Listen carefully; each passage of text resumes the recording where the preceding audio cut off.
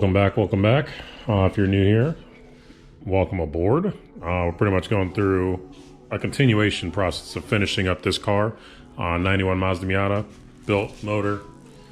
Yeah, what else do you know? Turbo, different intake, a bunch of small things, big things all over the place. But at this point, we're pretty much dealing with fixing an issue that wasn't an issue before. My fuel lines decided to leak. So for whatever reason, right by the fuel filter, it started leaking. Fixed that, what appeared to be fixed. Then that leak proceeded to come up to the top, to the reverse line. So fixed that as best I could, and then it's proceeded to go to the front one. So I'm switching because that's concerning, because I don't want any fires going on. So I'm going to go back to the olive method. I had concerns about the quick disconnects in the first place. Maybe it's just me, but yeah, that's where we're at. So I'm gonna get that once they'll show up and put those on. And then otherwise, we're going through right now to try and set our alignment points to be straight. Just really the wheels, the tie rod ends, everything, just to make it straight. And then from there, I'll get an alignment and get everything fine-tuned from that standpoint. But otherwise, everything else is pretty much done and in, which is great. So yeah, let's get into it now. All right, so I got the fronts done, essentially. Not sure if you can really tell. There's no line on the front. I'm just trying to get it as straight up and down as I can. Same for this one. Just trying to get it as straight up and down as I possibly can. And that's on both sides. The rears, however, look like they're a little bit easier, at least just to make it straight. So get right over here, and you can see there is a line. So you can tell exactly where straight up and down is. So I'm just going to use that as my base for everything on the rear and leave it and then go from there. So it's cool. Just good fun fact. It's on the inside and outside, so that's cool to know. Miatas are really that easy on the rears. It's cool that even after 10 years owning this car, and I've never done the alignment myself, but just finally noticing little things here and there. It's on the outside too, like I said before. So it's pretty cool. But yeah, let's get into it.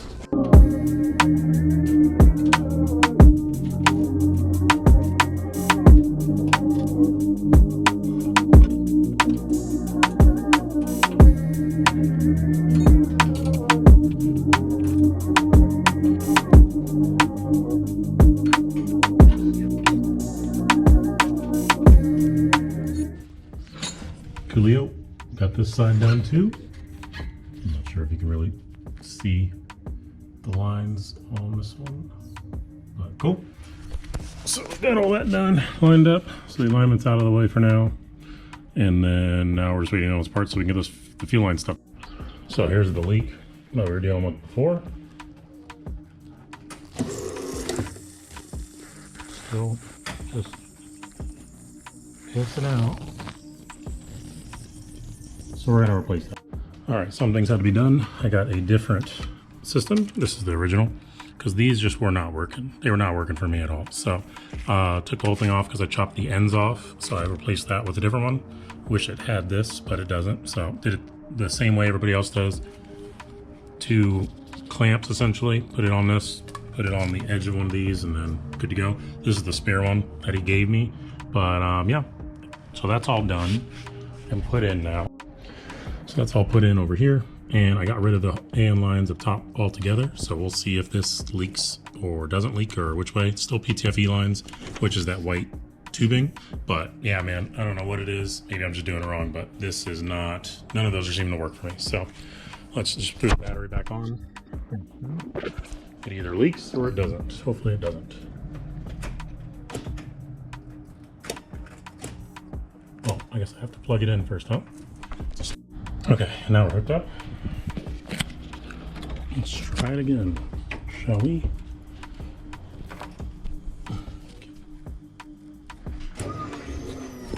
Oh, thank goodness.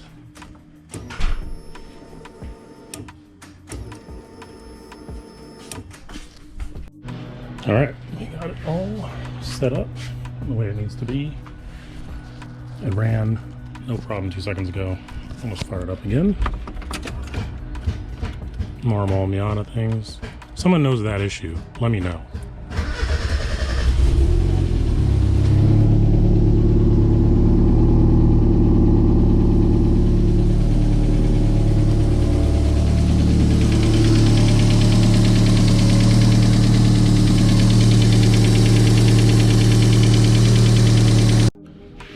man. So overall, everything went well. Finally, it can finally be put on the ground. If I needed to, I'm still gonna bleed it up here. So I'm just gonna leave everything on it for now. But yeah, man, we're finally back to order. So, all right, so car runs, but for whatever reason, my alternator decided it wanted to die. So I turned it on. My voltage meter was just slowly going down and down and down. It was starting off the jumper that I had, ran fine for maybe a couple minutes. And then because of that being drained as well, the car just started acting funny. So I thought maybe it was the ECU, maybe something else was going on. But yeah, it's definitely, the battery light didn't come on originally. So it was kind of confusing, but the battery now is coming on. So, and the battery seems to be fine because it's obviously taking the charge. So I think we're just gonna go ahead and swap out, take this alternator out. I thought I had others, but I have NBs. So gotta sell those, try and get some money back for that. And then I'm gonna go buy another NA one, probably used, see if it'll work out, and then slap that in hopefully today. So let's get into taking the old one out. All right, easy enough, especially with the tubular subframe, makes it easy to get it in now. But yeah, now we're gonna go pick another one up off of OfferUp, Facebook Marketplace, somewhere we can find it real quick, and then slap the new one in and see if it works. But just to compare the two. So this is an A1, and then this is an NB one. Besides the fact that these are completely different for the ribs themselves. I think this has more output, which is not gonna be good for me. So I'll probably sell these. And then if anybody else needs them, cool, or hit me up. Either way, if they're not already sold, so. And just like that, we got a replacement. So we're gonna throw this in, clean it up a little bit. It's got the usual dust and black smoke around it, or black smoke, the black oil, I'm assuming, around it on the bottom side. But other than that, yeah, nothing major. So we'll get some gloves on, clean this up, and throw it in. Okay, alternator's in. Now we just have to, all the bolts are different now, because I guess the previous one I decided I didn't want it to be threaded on this side, which is why I had to double nut it. So I ended up screwing that out. But yeah, on the new one it's obviously threaded, so using different little bolts and screws that I had lying around to make it work. But yeah, almost there. Put that in there, tighten everything down, and then we should be good to put the water pump back on and yada yada, throw all this stuff. You know the deal. So we'll be back here shortly. All right, so alternator's back in, everything's tightened down, plugged in, and ready to go. So now I just hook the battery up, get my jumper, and let's see what we got. Let's see what we got. Oops. Normal. Normal? Yep. Is that what you want? This is, I'm waiting for it to start. So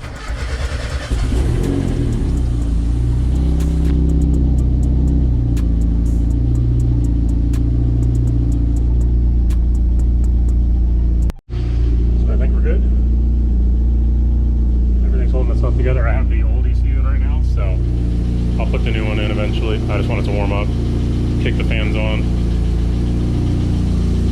Have a little bit of a lifter tick, it sounds like right now, but that should clear itself up in the future. All right, it's back on the ground again. We're just gonna have to raise it up to adjust this ride height that we got going on in the front. Not sure what's going on with that, but we also need some fenders that I have that I need to put these on and cut those up so we can make those fit as well. But we can roll it out, at least for now. That'd be pretty cool. So let me set you guys down and roll it out.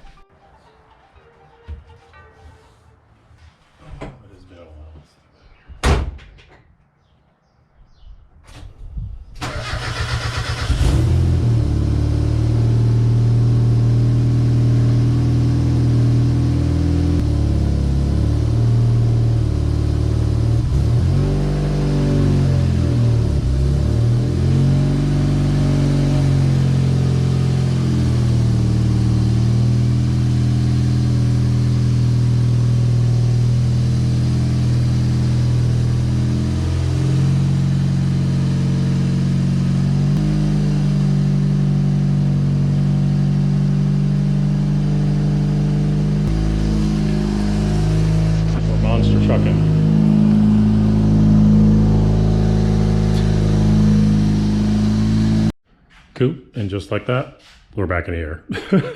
But for good reason, we're just gonna lower the front. If you saw the last part of it, it was just like 2 inches up, way high. I'm sure the suspension still needs to settle, but it's way too high. So we're gonna lower that. We're also gonna take these fenders off, and so we can get the new fenders, new to me fenders on, and get those cut up, and then see if we can't get everything situated and fitted properly before the rest of this week. So yeah, let's get into it, shall we? And the game plan is not to slam it on its nuts. It's pretty much just to move it down about an inch, give or take, maybe an inch and a half, and then see where we're at. So we'll probably be playing around with height throughout this week, just because we have the alignment on Friday. So I want to make sure we have that all set. And then we're also going to switch the speed back to real daily duty with the stock suspension that we have over here. So we're going to focus on getting some of that stuff out of the way. So the electrical stuff for her car. Yeah, so we got new struts for the front, and then we got new struts for the rear. So this car's gonna get raised up. These wheels are gonna get sold because I can't use these wheels. They're 18 by 9.5. Can't remember the positive offset on that, but yeah, can't use them with the stock struts because it'll rub right on it. So I'm going back to these OEM wheels, which are right over there in the corner. And then we'll throw those on. All those are different tires. So we're just gonna get these tires swapped over to those, and then we should be set. So, but yeah, for now, let's get the Miata going. So I decided, since the coilover itself here, I'll pull you in. This part of the coilover is like locked up. I think one of the threads is messed up. No idea how this happens with me. But yeah, we're pretty much just gonna take the coilover out so we can try and get that. I tried to move it, but it is not budging. So I'm gonna try and re-clear that once we pull it out. So I already took the top bolts off. Now we just need to get the bottom one down on both sides and then slip it out, try and fix this thread. All right, so now we're gonna try and get this to break free and continue going around to lower this and allow this whole shock to go in more. But if not, then we'll just be riding at a funky height. It's just weird that it's like this now because it was fine earlier, but as everything happens, it's fine and then it's not. So see what we can get.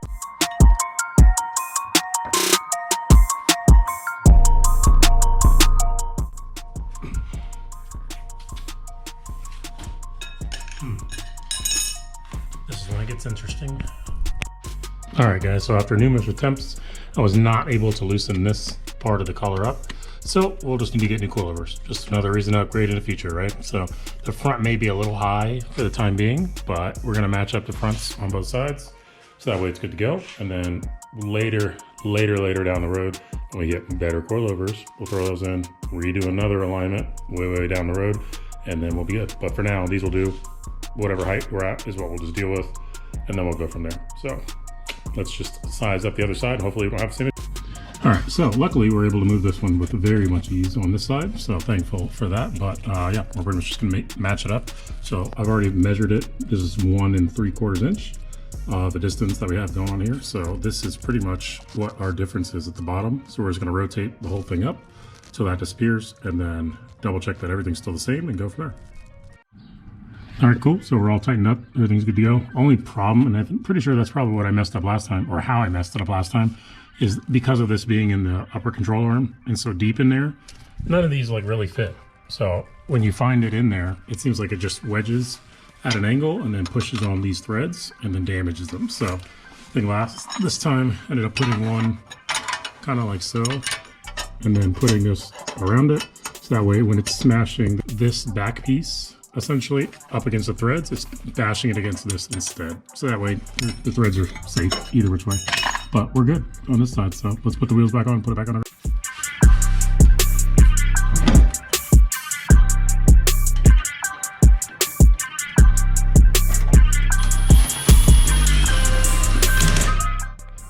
So we had to fix our tie rods a little bit just to make it come in a little bit more. They were pointing outward, so this way essentially for this one. But it looks like it's going a little straighter now. This side also appears to be decently straight, but there's so much droop right now you can't really tell. So put it on the ground and let's see what we got. So, and in case anybody else is doing, or not doing, but has ever put a 245 on a 9-inch wheel, this is the RS3s in the front. Pretty, I mean, these are old, ancient pretty much at this time, but then we have the Battle Rivals, or the G-Force Rivals, 245. 4015s. So yeah, fits fine, sits pretty square all the way through and through. It's a little stretched on the other one, which was a 225, I believe. Yeah, 225 45. So sits a little taller overall with the tire, but that's okay. I'm not too worried about that part. It sits about the same with the 245s.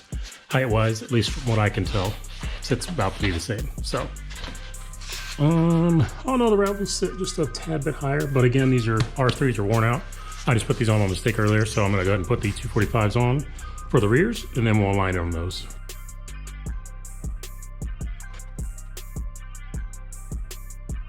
So passenger side, that looks decent. It looks like it's towed in more so than anything, but it is what it is. We'll lose some height with a little bit of camber. Not that we truly need it just right now, but yeah, that's where we're at this so far. So the front on the other side looks like it's towed out still a little bit too much, which no big deal. We'll get all that fixed. I just want to make sure I can drive there is the goal. So I think we can accomplish that now with what we're set up with. So we'll leave this as it is and then go from there. Peace.